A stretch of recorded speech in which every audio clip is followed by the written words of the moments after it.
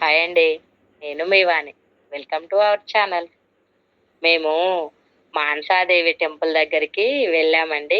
ఈ అమ్మవారు చాలా మహిమగల తల్లి అంట. ఈ టెంపులు ఎక్కడో లేదండి. మన తెలంగాణలోనే ఉంది. ఎక్కడ అంటే కరీంనగర్ జిల్లాలో బెజ్జంకి మండలంలో కాశింపేట గ్రామంలో ఉంది. తెలుగు రాష్ట్రాల్లోనే అత్యంత ప్రసిద్ధి చెందిన ఏకైక స్వయంభూ క్షేత్రం అండి. కొన్ని సంవత్సరాల క్రితము ఈ కాశింపేటలో పూజలు చేయడానికి భూమిని తవ్వారట.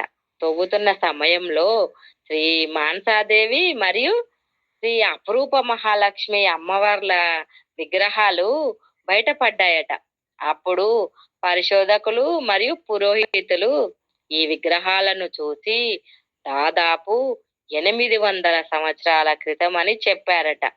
మన భారతదేశంలో మానసాదేవి స్వయంభూ క్షేత్రాలు రెండే ఉన్నాయండి. ఒకటి ఉత్తరాఖండ్లోని హరిద్వార్లో కాగా, రెండవది మన తెలంగాణలోని ఈ కాశింపేట గ్రామంలో వెలిసింది అమ్మవారు.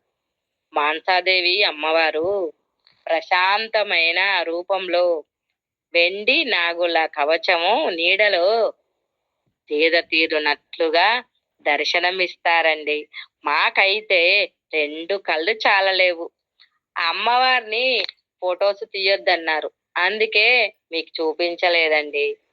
ప్రతి మంగళవారము మానసాదేవికి చండీ హోమము, కుంకుమార్చనలు జరుగుతాయి. శుక్రవారం అయితే శ్రీ మహాలక్ష్మి అమ్మవారికి ప్రత్యేక పూజలు నిర్వహిస్తారు. వివాహం కాని వారు, సంతానం లేని వారు ఇక్కడికి వచ్చి ముడుపులు కడతారు. ఈ ముడుపులు కడితే కోరికలు నెరవేరుతాయని భక్తుల నమ్మకం.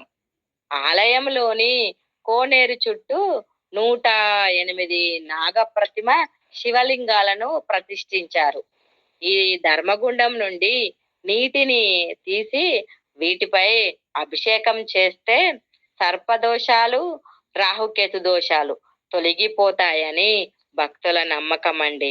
మానసాదేవి టెంపుల్ కు ఎలా వెళ్ళాలంటే కరీంనగర్ నుండి అయితే 35 కిలోమీటర్లు ఉంటది. బస్ స్టాండ్ నుండి ఆర్టీసీ బస్సులు ఉంటాయి.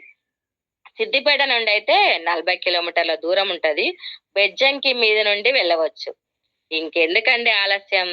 మానసాదేవిని దర్శించుకొని అమ్మవారి కృపకు పాత్రులవుతారని నేను కోరుకుంటున్నాను. నా వీడియో నచ్చితే లైక్ చేయండి, షేర్ చేయండి. అలాగే సబ్స్క్రైబ్ చేసుకోవడం మర్చిపోకండి. Thank you for watching.